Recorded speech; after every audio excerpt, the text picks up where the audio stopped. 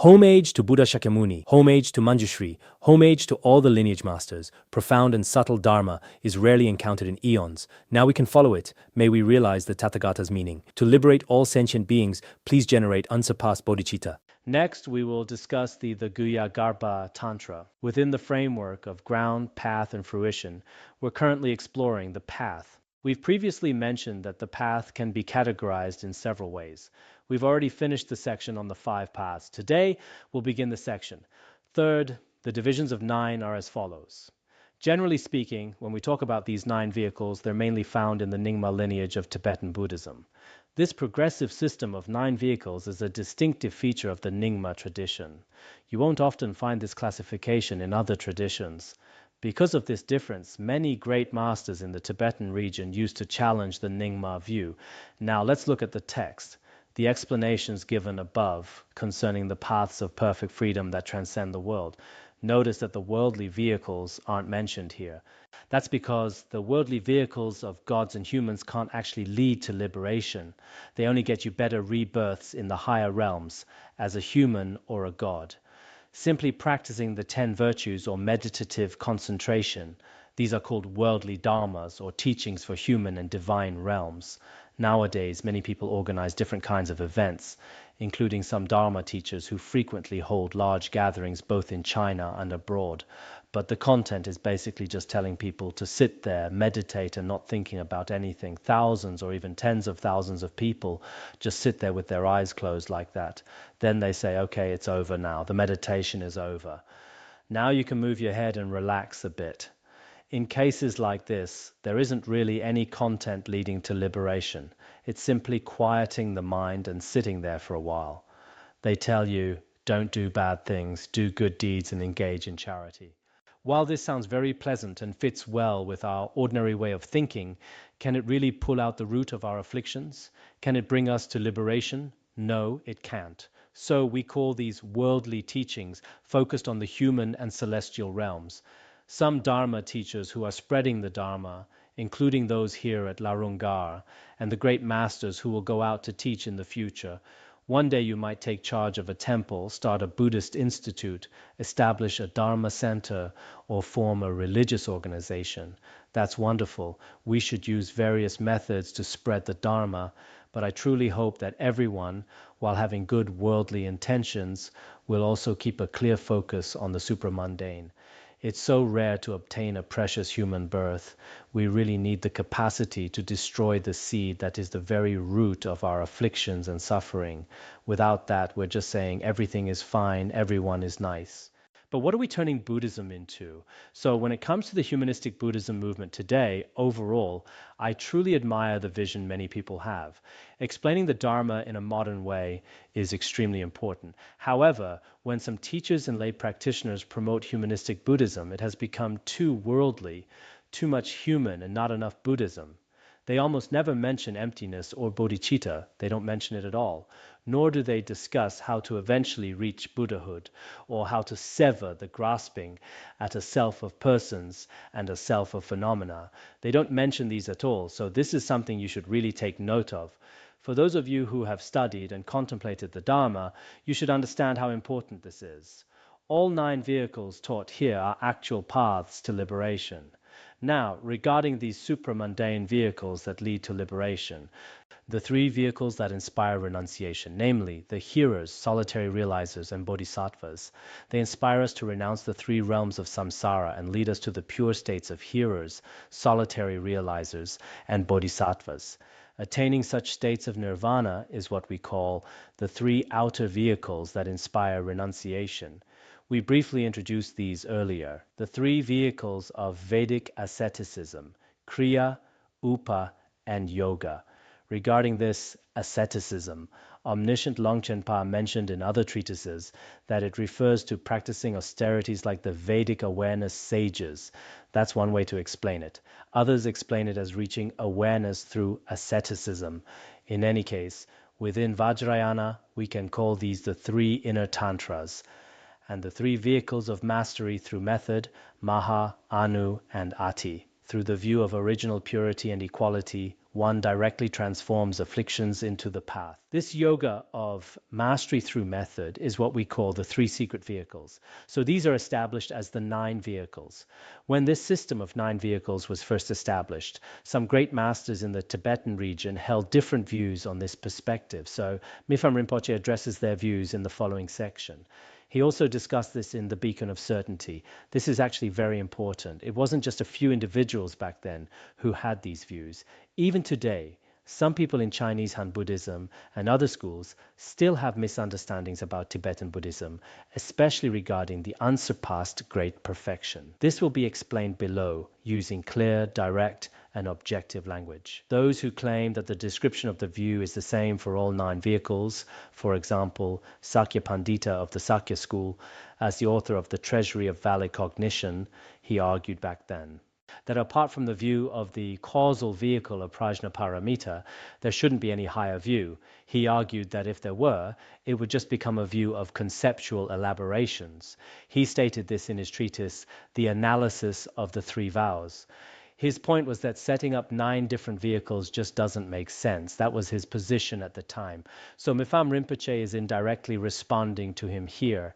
He claims that the view is the same for all 9 vehicles, arguing that apart from the emptiness view in Prajnaparamita, there shouldn't be 9 different levels of views. Well, that view is actually incorrect. Fail to determine the difference between view and viewer. Their argument doesn't really hold up. From the perspective of the object of the view, it's true that there's no view higher than Prajnaparamita. Whether we're talking about the Dharmadhatu or the emptiness of all phenomena, there's really no difference in the object itself. But when it comes to the subjective view, the wisdom that realizes it, there are definitely different levels of wisdom, ranging from the hearers, solitary realizers, and bodhisattvas, all the way up to tantric teachings. So they failed to distinguish between the subjective viewer and the object, nor have they determined the view between sutra and mantra. When it comes to sutrayana and mantrayana, there's no difference from the standpoint of the object, but from the standpoint of the subjective mind, there certainly is a difference. Those with other views often miss this distinction. Actually, this is quite easy to understand. Think about it. For instance, the realization of a bodhisattva, whether it's the realization of the first bhumi or the 10th bhumi, or the views established in Sutrayana. From the perspective of emptiness, the object of the view in Prajnaparamita isn't different from the view of original purity and equality found in the tantric teachings. But when it comes to how clearly and extensively luminosity is established, there is definitely a difference between Sutrayana and Vajrayana. This point is very easy to prove. That's one thing, and there are other similar examples as well. It's true that Je Tsongkhapa once mentioned in the Great Vipassana section of the Great Treatise on the Stages of the Path that there is no difference in depth between the views of Sutra and Tantra. Later on, some masters of the Gelug school said the same, but Je Tsongkhapa actually had an intended meaning behind that. This was mentioned later in The Nectar of the Profound Path, which is exactly the same as Guru Rinpoche's view. So ultimately, he fully accepts and even emphasizes the tantric view of original purity and equality. He only spoke that way as a temporary measure for certain people, specifically for those struggling with doubts or too many mental constructs. Even so, some other masters might still require further explanation on this. That's why they also claimed back then that there shouldn't be much difference between the view of Pranaparamita and the tantric view, claiming that both are simply the view of emptiness. That's what they thought. But in reality, by gaining certainty in the inseparable two truths, one determines the way the view gradually becomes more sublime. Nevertheless, from the relative perspective, who could deny the validity of a view that is likened to ultimately, because the two truths are inseparable, the certainty you gain in the non-duality of the relative and absolute keeps reaching higher and higher levels. As the absolute view becomes more profound, the relative perspective also transforms, as I mentioned earlier. For example, in Kriya and Upatantra, people relate to the deity as a master and servant, or as friends, all the way to being non-dual, like water merging into water. These are differences in the view. If there's no difference in the view, then on what basis do we classify them? In terms of the object, all phenomena are the same, but practitioners have different views and therefore different understandings of the objects, which shapes how they perceive that object. It's an undeniable fact, and even those with other views have to admit it. How you see and take in the object is totally different across Kriya, Upa, and Yoga Tantra. If they were the same, I remember Mifam Rinpoche mentioned this in his other works. If the views were the same, then why are the practices different? Suppose the view of sutra and mantra were exactly the same, then why don't we see the unique practice of no accepting and no rejecting in the Sutrayana? Why isn't that practice done there? If the view is exactly the same, why wouldn't they do it in Sutrayana? The question remains, why skip the conduct of no accepting and no rejecting? If the Sutrayana view was the same as the Tantric one, then why does Mantrayana do these things? If your view is nothing more than a basic understanding of emptiness, just a simple understanding of emptiness, wouldn't acting that way just look like crazy behavior? So, once you look at the relationship between view and conduct the way Mifam Rinpoche does, no one can really argue against it. It's so important to really get these points about the tantric view. This is something no one can deny.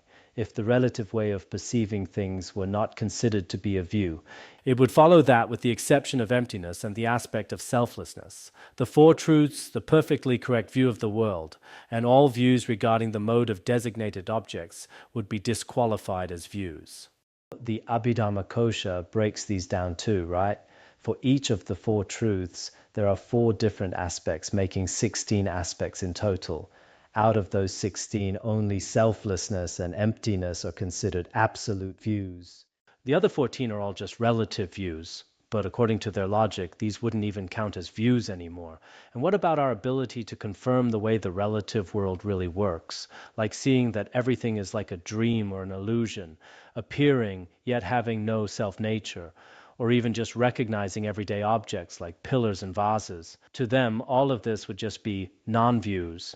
They wouldn't even count them as real views. But I don't think anyone would actually agree with that. How can you say the correct view of cause and effect isn't a view? If that's not a view, then show me a single school that actually says so. We know what to do and what to avoid. We accept past and future lives. We know a conch is white, water is wet, and fire is hot. These are undeniable truths and views in our daily world. Saying these aren't views just doesn't make sense.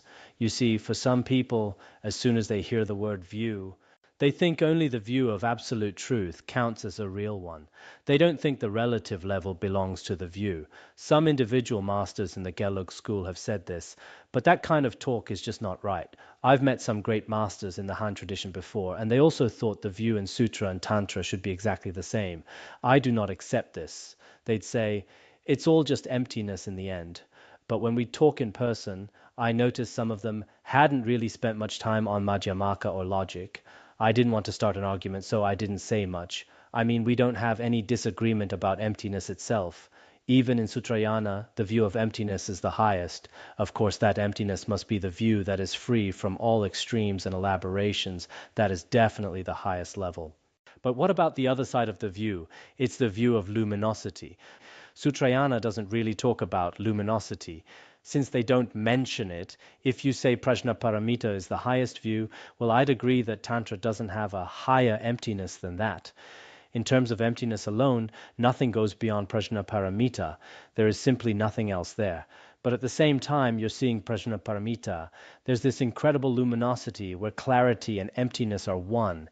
It's a different way of seeing the nature of phenomena. Since Sutrayana doesn't bring this up, even in the highest schools like Prasangika or the Madhyamaka of Chandrakirti and Nagarjuna, do they have this supreme way of seeing? No, they just don't. If you look through all the Prajnaparamita sutras, you won't find anything about recognizing this luminosity. This is exactly why we need the third turning of the wheel and the tantras. The third turning doesn't explain it in great detail. It mainly just mentions that all beings possess Buddha nature. But the Tantras provide the pith instructions, which allow you to actually realize this. This is where you see the difference from Sutrayana, in the specific way the nature of mind is recognized. If you don't even accept this point, you're going to run into a lot of trouble in your practice. Why do I say that? Take the practice of Avalokiteshvara, for example. Any Sutrayana teacher will agree with practicing Avalokiteshvara. They'll accept practicing Manjushri or Amitabha Buddha too. But if they don't accept the luminosity of Buddha nature and say everything is only emptiness, then in that emptiness, Avalokiteshvara must be empty and Amitabha must be empty too. If emptiness is the only reality of things and there is no true reality beyond it, then where exactly does Amitabha Buddha come from? Is he the truth? Is he real? In Vajrayana, whenever it comes to meditation practices that involve a specific object, if you feel that everything is just empty, if you think there's nothing but emptiness, as if nothing exists beyond what's taught in the Vajra Sutra, and if you think that's the only nature of things, then how can the practices we do on the relative level or all those common pith instructions be logical? You should really think this over carefully. In the end, you'll see how deep this goes. So for anyone who follows reason, it is simply not logical to reject this view. There are some who still may wonder, although this can be defined as a view, since it is not from the perspective of genuine truth, how can it be considered an exceptional feature of the vehicles? They say the correct worldly views we mentioned are views, but they aren't the absolute wisdom that sees the ultimate truth. Therefore, they say it can't be an exceptional feature of the vehicle. When we establish the different vehicles, we must analyze them from the perspective of the absolute view, and this is also mentioned in the beacon of certainty. The answer is that this definitely qualifies as an exceptional feature because this is the exceptional means for gaining certainty in relative truth based on attaining clarity with genuine truth. In fact, as your realization of the absolute truth gets higher, your conduct and choices in the relative world will also progress. This is just like the different levels in Kriya, Upa, Yoga, and unsurpassed Yoga, Tantra, where the practice moves higher at each stage. So as your understanding of the absolute truth goes deeper, your conduct and choices in the relative world will also reach a higher level. If the absolute realization were exactly the same for everyone, then differences in relative behavior wouldn't match the absolute view. In that case, such conduct would be hard to justify. This is why it truly counts as an exceptional feature. Moreover, because all teachings that claim that Buddhas and sentient beings do not exist they would say there is no Buddha, no sentient beings, and no afflictions. They think all these empty aspects are just about the view, meaning that nothing exists at all. And because teachings that they do exist are relative to meditation, they say when we say things exist, it's about the meditation. Some masters in the Gelug school talk this way too, and you see this happening now in the Han Chinese tradition too. People follow the Vajra Sutra and say, in the view, nothing exists. But then they say, in practice, everything exists. If you do that, your view and your practice are completely disconnected. The truth you find through your view is one thing, but what you actually practice is something else. It's like your eyes are looking at one thing, but your feet are heading in a totally different direction. That just doesn't work. This is a really crucial point. If we don't understand the ultimate meaning of both Sutra and Tantra, our practice will always be stuck in a state of contradiction. This is so important. They say nothing exists is only about the view, and things exist is only about the practice. It is therefore difficult to prove that the relative way of believing in deities is not a valid view. In their minds, in the relative world, visualizing Amitabha or Avalokiteshvara doesn't count as a view. They think, in the view, everything is empty, but in practice, everything is there. But again, that's just not logical. In the view, you have to distinguish between the absolute view of emptiness and the view of pure perception. Didn't Mipham Rinpoche explain this in other teachings as well? We can look at things as being empty, but we can also see them as being perfectly pure. There is no conflict at all between these two. It's like the moon reflected in water. Because the reflection isn't a real moon, its essence doesn't truly exist, we say it's empty. But because you can see it there clearly, we say it exists. When you look at existence and non-existence from these different levels, there's no contradiction. If you only accept emptiness and refuse to acknowledge the appearance, you're going to find yourself in a lot of trouble later on. The text goes on to say, this is even harder to justify. This would be like believing that coal does not exist when fire is present. That's an analogy for having the view but no actual practice, or imagining oneself to be a lion when frightened by a dog. That's an analogy for having the practice without the view, which just doesn't make sense. Look, in their view, Avalokiteshvara doesn't exist, but then in their practice, they try to visualize him. It's like in your mind, what you're really seeing and even fearing is just a dog. But in your practice, you're trying to force yourself to be a lion. If you do that, the two just don't match up. This analogy is very important. Since this is the view and meditation of the perfectly pure path that abandons the two obstructions and brings unity with the absolute unchanging result, if we really want to clear those obscurations and reach enlightenment, view and practice can never be separated. Views and meditations like these are as necessary as having eyes and legs. Consequently, meditation devoid of certainty in the view, and a view devoid of meditation are like looking east while intending to go west. If you've studied the beacon of certainty, you should know this already, right? The most critical thing is to have both purity and emptiness integrated in your view. When it all comes down to it, that's really the whole point. When you're establishing your view, you need both of these to truly capture the nature of all things. And when you practice, having these two makes everything so much easier. For example, when I visualize Avalokiteshvara, from my own perspective and on a relative level, all phenomena can be seen as a pure mandala, Avalokiteshvara, Manjushri, even my own mind and body. Within the ultimate relative truth, they are indeed completely pure. Then, if you look deeper, isn't their essence empty? Just like the moon and water, they are empty. The two are inseparable. It's like I said yesterday, our original awareness, our Rigpa, never ceases. Awareness is unceasing. This point is so important. Otherwise, the Buddhist view just turns into a blank emptiness. That would be quite scary. Some say these appearances only exist during practice. Even if not many people say it out loud today, this is a view that many people secretly hold on to. Even some famous teachers often talk this way. We have to accept that everything is empty, but we still need to practice Amitabha or Avalokiteshvara. But think about it. If you're practicing Avalokiteshvara or Amitabha, yet you believe they don't even exist on a relative level, then why bother? When we practice, why do we transform into the deity? Why do we seek rebirth in a pure land? And why do all these qualities manifest after such practice? There is so much to understand here. If you haven't mastered this perspective, it's hard to make sense of anything. But once you get it, it's not difficult at all. Paths that engage things according to the way they abide, based on the two truth, must begin by establishing the perfectly correct view. So the path to the actual reality of all things is actually about realizing both absolute and relative truth together. The Sword of Wisdom also touches on this too.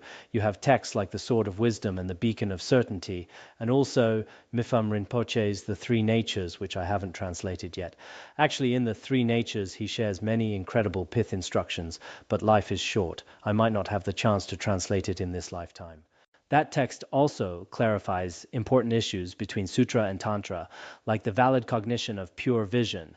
It explains them quite clearly, though this part hasn't been translated yet. Then there are the different types of valid cognition in the Sword of Wisdom, and the ways of analysis mentioned in the Ornament of the Middle Way. If you take the time to study all of these, you will finally see how all things in this world work, what their laws are, and how they are structured. It becomes very easy to know how to recognize them. It must be based on the pure view through the valid cognition that gives rise to perfectly correct certainty.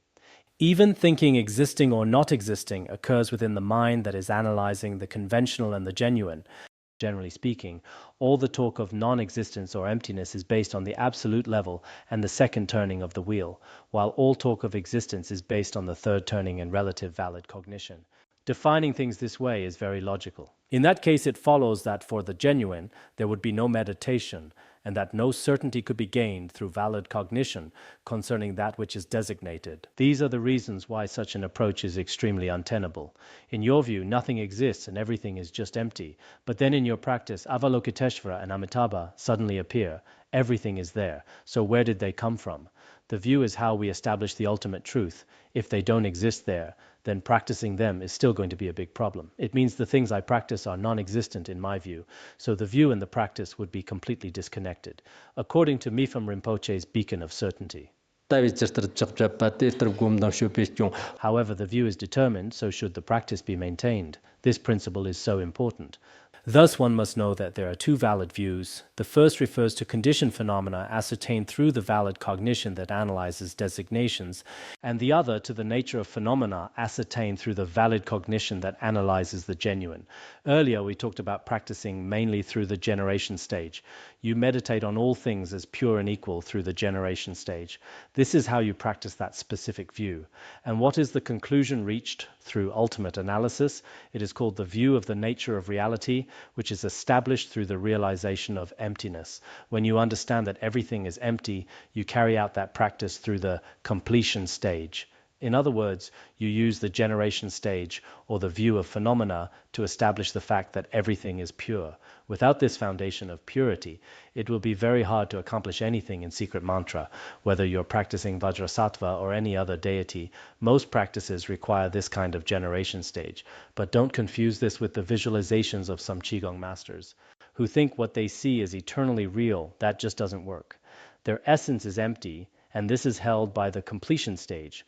Once you have this, it is called the view of the nature of reality. In other pith instructions, there is also the view of self-cognition.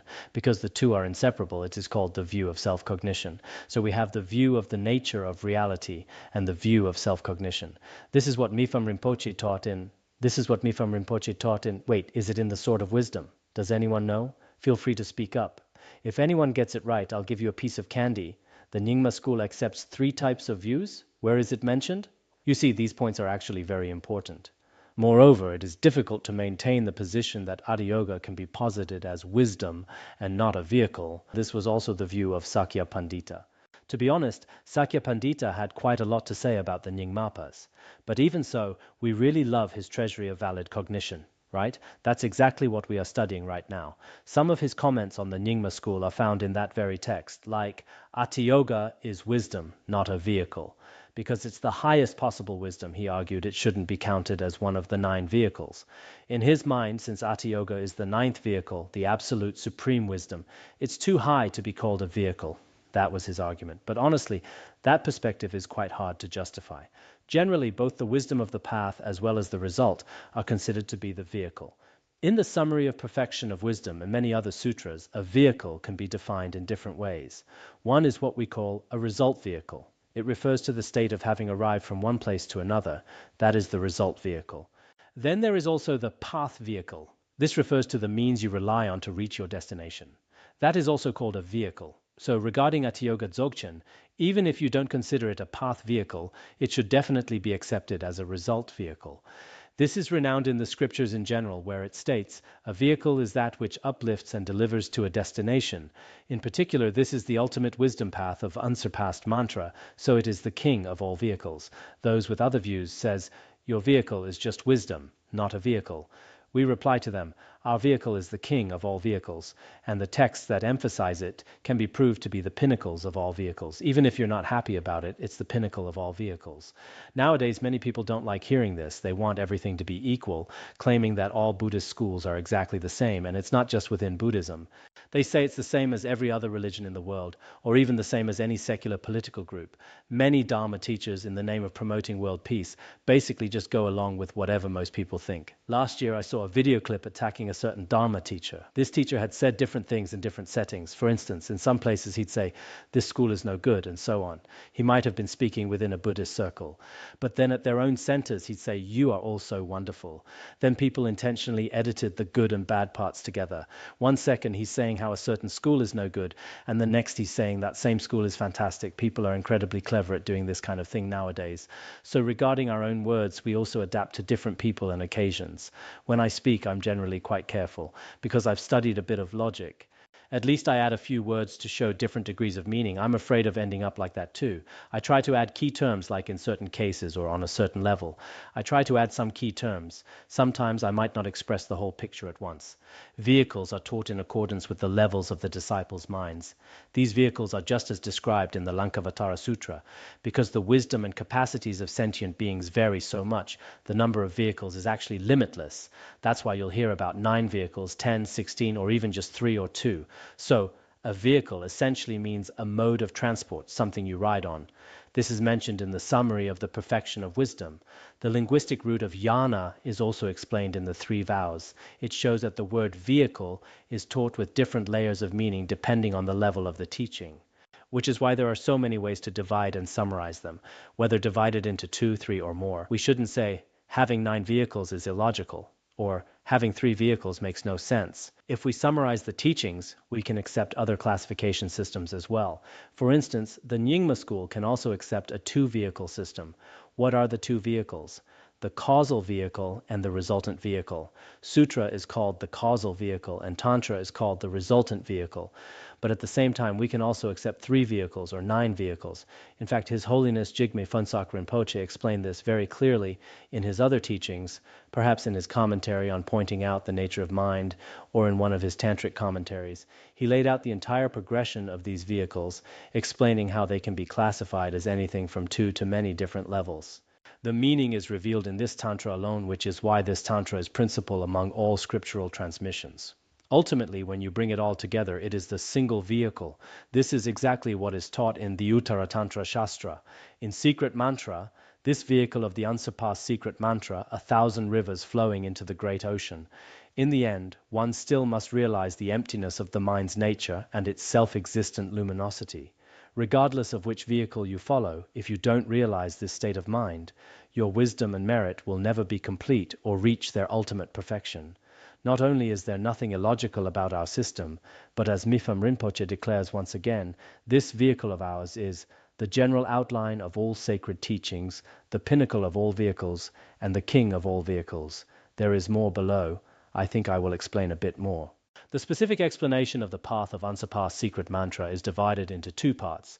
First, an explanation of the generation and completion stages by means of their nature. In the specific explanation of the path, the first is the generation and completion stages from the aspect of the nature of practice. One could say that all practices within the unsurpassed secret mantra are included within the generation and completion stages.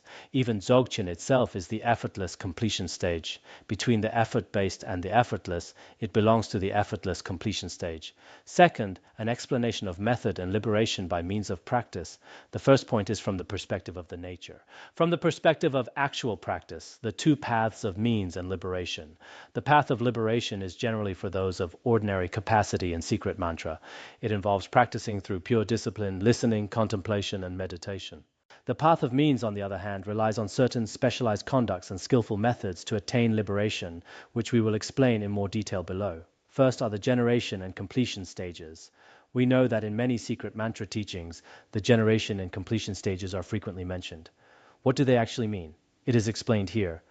For the first, among the generation and completion stages, the first is as follows. Consistent with the meaning of the definitive view, which is not other than the intrinsic nature of the Tantra of the ground, the mind adapts accordingly and engages and becomes familiar with the purity and evenness of apparent existence.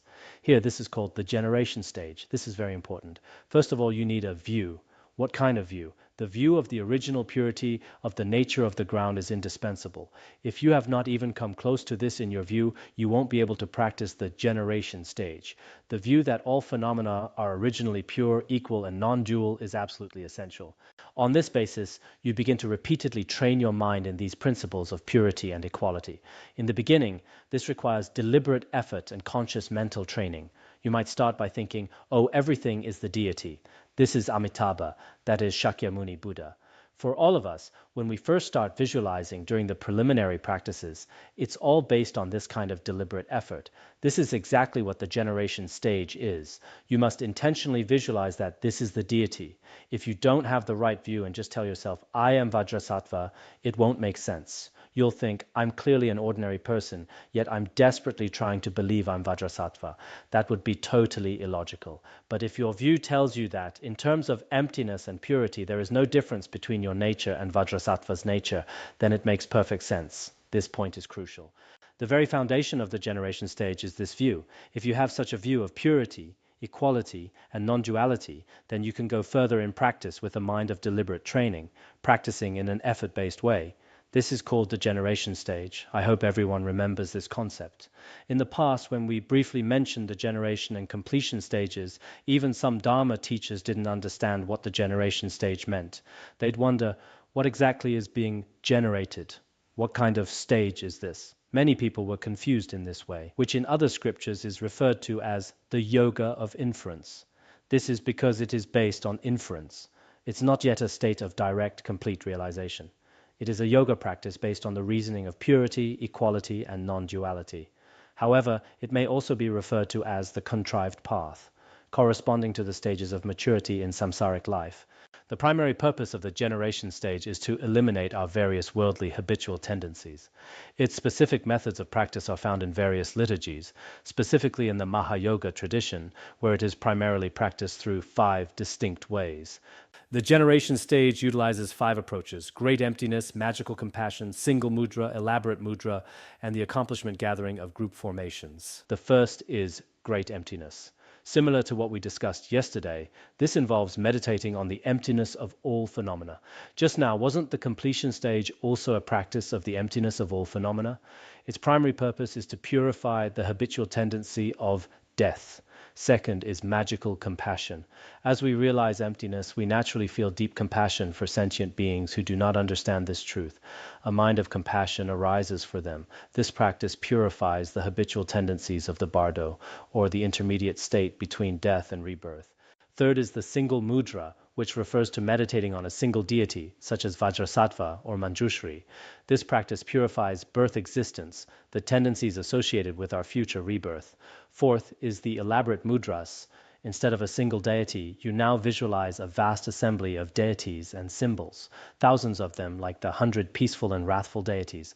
This eliminates the habitual tendencies we develop during the prime of our life in samsara. Finally, there is the accomplishment gathering of group formations or union practice. This is an advanced secret mantra method. Generally, it requires a high level of realization. One cannot practice this without a certain level of realization. Like in a Gana Chakra, there are also a special union practice of Vajra yogis and yoginis. It is used to eliminate the habitual tendencies of aging and the later stages of life. There are these 5 approaches in the generation stage. By means of these, the negative habits of samsara are purified, and the results of the positive state of nirvana are perfected, lending maturity to the completion stage. When the generation stage is practiced to maturity, it naturally paves the way so that step by step one can master the completion stage as well. As we discussed earlier, when it comes to the completion stage practices of the winds, channels, and essences, you must first have a foundation in the generation stage. Otherwise, without that foundation, it is somewhat difficult to practice these advanced methods directly.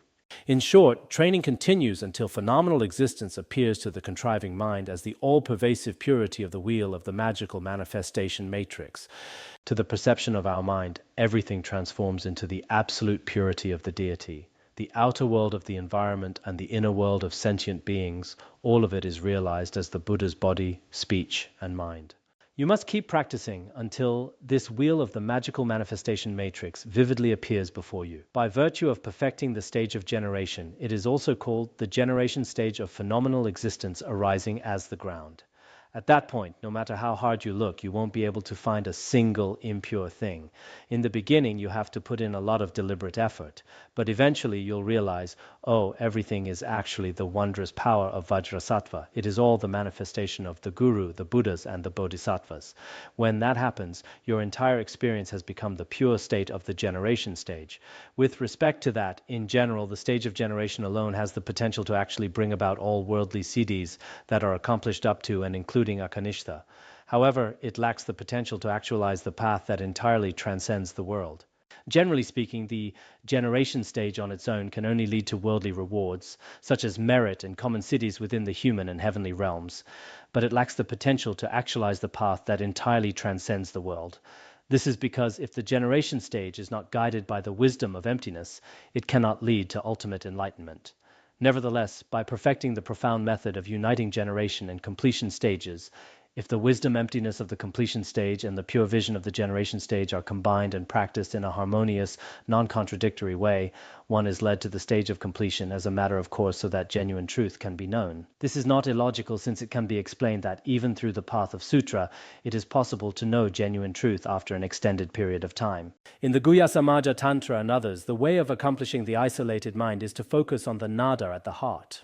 The practice involving the essence drop at the heart center is essentially the same as the completion stage practice we are discussing here. Furthermore, each tantric class has its individual practices for relying upon the key points of the subtle, vital essence, empty form, the wisdom mudra, and the uncontrived practice of the completion stage. All of these can be engaged without difficulty by those who have perfected the 4 yogas of the generation stage. The 4 yogas will be explained below. In the Mahamudra tradition and certain other pith instructions, one relies on the completion stage and these 4 yogas to practice in a completely effortless manner. The generation stage is perfectly accomplished. Regarding these stages, there can be many further distinctions when combined with the extensive, the concise, or the various tantric ritual traditions. You'll find an immense variety of these methods within our Nyingma school, as well as in other traditions. Okay, we will stop here for today.